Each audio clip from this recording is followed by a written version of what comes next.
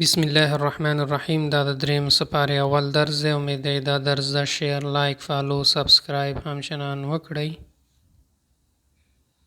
یفعلو کوي، ما یریدو څه چې غواړي، لا بیع چې نه به خرڅول او اخیستل وي، ولا خلة او نه دوستی، الحی ژوندی دی،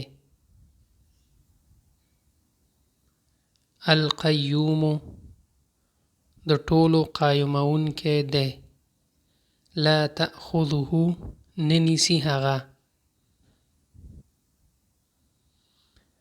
ولا نوم او نه خوب،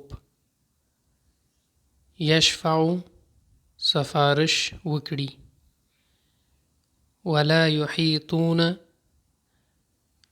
او هغوی احاطه نشي کولی.